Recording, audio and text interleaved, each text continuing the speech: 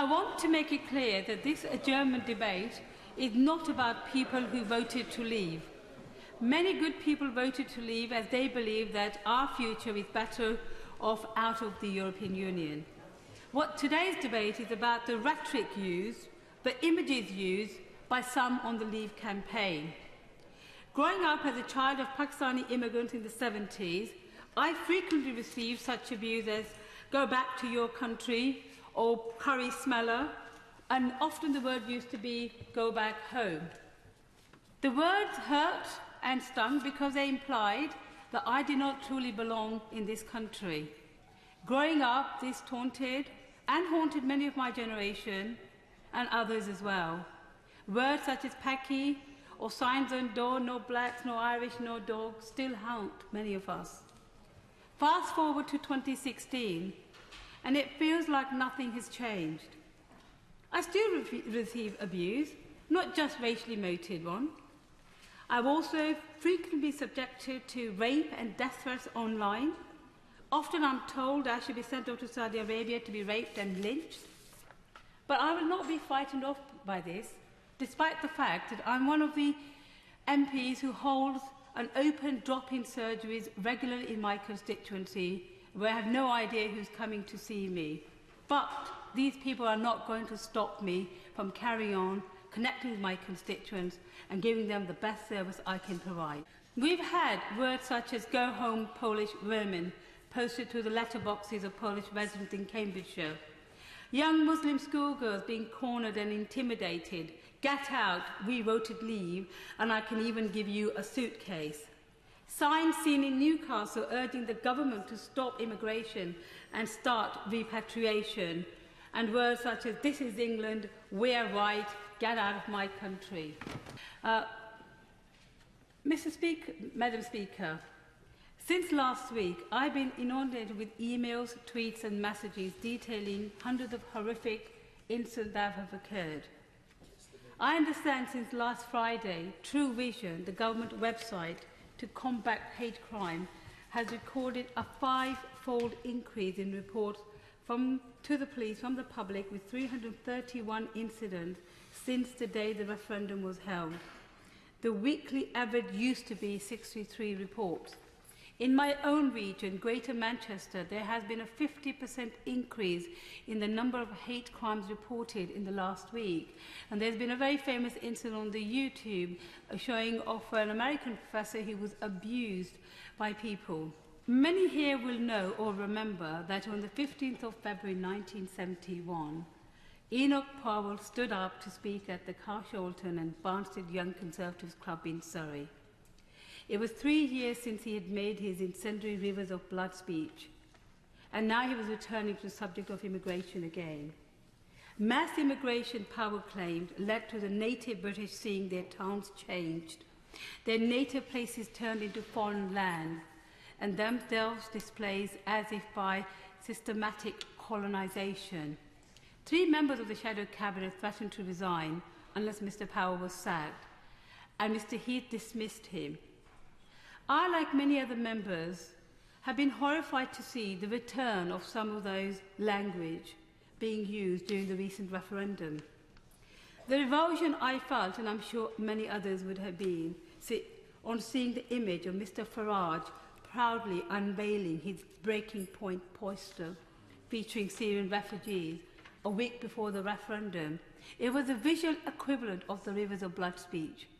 The poster showed a crowd flowing towards us, face after face, an apparently unending human tide. The nearest faces are in sharp focus, the furthest a blur of strangers. They were not just human beings, but they seemed to be as if they were aliens. Nigel Farage and the member for Chingford frequently made false claims that immigration and not austerity is the reason health, social care and schools are under pressure, fostering the myth that immigrants drain our resources rather than enhancing them. This is scaremongering in its most extreme and vile form.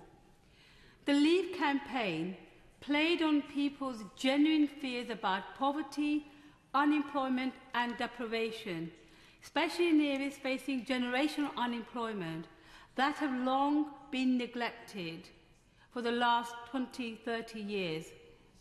Immigration is not the cause of social inequality, and this scaremongering does not and will not address the root cause of the problem faced by so many.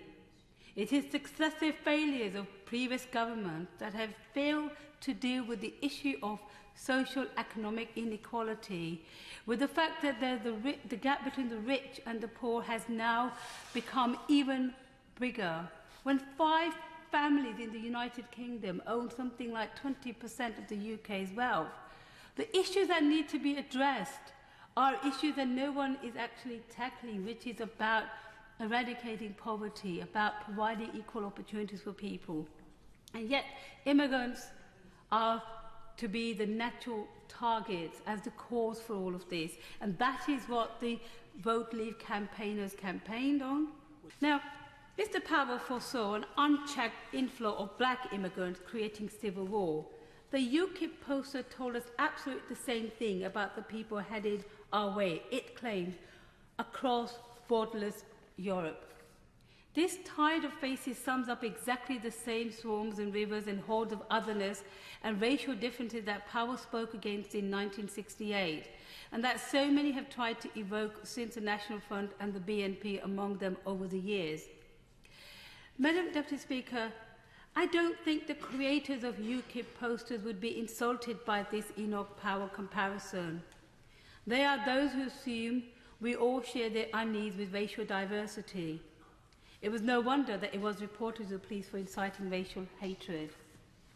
This referendum has been one of the ugliest political campaigns I have witnessed in my lifetime.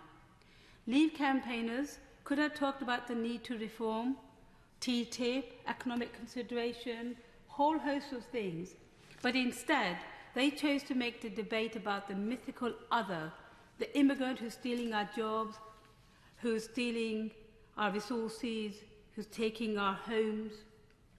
And the cry seemed to be, if only we could close the door, then Britain would be great again and all their problems will be gone.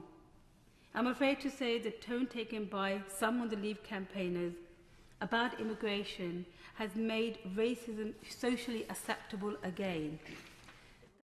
The member for Uxbridge claimed that Brexit will stop uncontrolled immigration, suggesting images of hordes of people rushing to our shores. During a television EU debate, a member of the audience asked Mr. Farage to explain how he would reduce racial tensions in light of such rhetoric. Not only did he ignore her question, but later, her Twitter timeline was filled with horrific abuse by his supporters.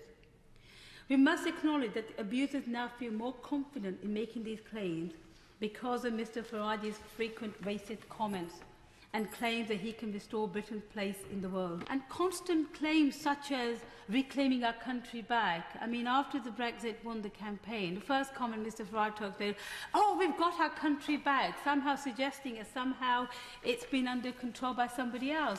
These are the irresponsible type of comments which feeds into people not liking immigrants, the other.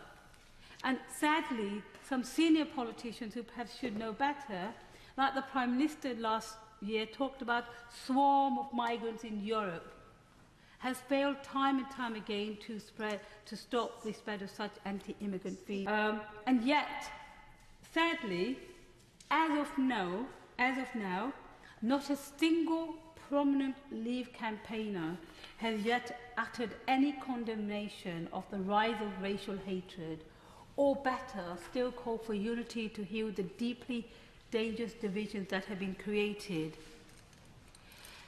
And therefore, I would ask the Minister that what we now need is a cross-party coalition to ensure that in future, campaigns on such issues are conducted according to some sort of code of conduct that ensures that we do not allow our political language ever to become so irresponsible again. And Madam Deputy Speaker, the media in this have not exactly played a good role either. If we consider the media and the journalists who portray these eccentric characters whose outrageous comments are seen as part of their entertainment value and are seen as honest. You know, how many times we hear, oh, this person is saying how people are saying and is not pretending to be something other than, is giving honest views. These things serve to legitimize their points of view. And we've heard about some of the famous journalists who have continued on this thing. We know that politicians here in the United Kingdom and the US who encourage what I call othering quickly become a big box office hits, especially if they can talk, not only unchallenged, but are actually endorsed by journalists in a way that suggests that all Muslims are rapists, or that immigrants are sucking up the NHS dry, or that they're stealing our jobs and living on benefits. You can imagine the fact, right, that if you are somebody who's perhaps in an economical or socially vulnerable situation, and if on a daily basis, you're being told that you are in this plight because of these immigrants who've taken everything, it is not surprising that those people, some may well think, yes, the immigrants are to blame for all of us. And that is why, when I talked about earlier about the need to eradicate poverty, to need to provide good jobs, about decent housing, education, schools, hospital, is important. And, you know, can we really be surprised about some of the rhetoric, some of the things that people have been saying when this is the kind of information, this is the kind of things being perpetuated by our media all the time? The free hand of the print and online media to distort facts and blame entire groups of people for the troubles of our country without almost no recourse plays an important part in the spread of hatred and is worrying. And certain parts of the media are complicit in the rise of bigotry and the consequence of discrimination. And this is where I want to touch on what one of the honourable gentlemen referred to earlier, is that this is not suddenly one day everybody decided to become abusive and started abusing. There has been, over a number of years, a consistent level of immigrant bashing. You know, there was a time in this country where it was the Irish who were bashed, then it was the Afro-Caribbean community, then it's been the Muslims, and now it's like loads of other people. Everybody seems to be kind of hated, and that is very, very worrying, because this is a great country to live in, to work, and I'm very passionate about my country, and that's one of the reasons I think it's so important that everybody, all politicians across the United Kingdom, we get together and we say, as earlier, you know, my honourable friend said, not in our name. This is not what we are as a country. We are tolerant, we're a liberal country. As far as I'm concerned, this country is the best country to live in the world. And I'm somebody who's travelled and worked in other countries. And therefore, when I see this kind of thing happening, it really disheartens me, and I know that other people feel the same as well. Let me give an example of some of the front page scare stories in the Daily Express, the Mail, the Sun. And recently, the Daily Mail cartoon that compares immigrants with vermin and conflates them with gun-wielding terrorists. And who can forget that well-known shock tactic journalist referring to desperate and scared refugees as cockroaches? It's amazing that these newspapers and these journalists who make enormous amount of money from these kinds of things are able to say it again and again and completely get away with it. In fact, they're paid even more by the radio stations and television companies and the media to carry on peddling their hate. When do journalists forget that with freedom of speech comes responsibility as well? And therefore, I would ask the Minister to consider whether it's even more pressing than ever before that the next stage of a Leveson inquiry is proceeded with, so that the press is responsible in its treatment of minorities. Free press is great. We want it. We want them to cover stories of irresponsibilities and wrongdoing and investigative journalism and tell us what's going on. But really, some sections of our media seem to have a completely different agenda of their own. Madam Deputy Speaker, we have a proud tradition of welcoming people from around the world. And I do believe that it is our diversity that makes us stronger. And we are grateful for all those who've chosen to continue to live and work in this nation. As members of this House, we must pledge to stand together against hate, against intolerance in our communities, and stand united. We will not and should not have to again tolerate hate crime.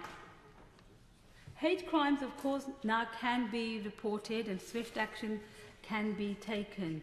Madam Deputy Speaker, we have got the process in place that hate crime can be reported and swift action can be taken, as was demonstrated by the Greater Manchester Police following the incident of hate on the tram towards an American lecturer. It is important to stress that many, and this is really important, that voted to leave will have done so as a protest vote to voice concern against the government and austerity measures, and the vast majority do not endorse any racist rhetoric. I know that many people who voted to leave feel they were doing the right thing for the economies, and they did fell for the lies being peddled as promises, such as £350 million a week for the funding of NHS. But Brexit has legitimised and normalised racism. We need to ensure that all incidents are reported and prosecuted. We do need to hold the media and leaders, political leaders as well as others, to account when hate is propagated. We do need to act against social inequality, to provide and protect jobs, wages, workers' rights, good schools, good hospitals, because in essence, it is social economic inequality that often leads people to view the other with a prism of dislike, hatred, or as suspicious. Only together we can work and tackle this problem and ensure that future generations have a hope of safe future in our country and regard it as their home.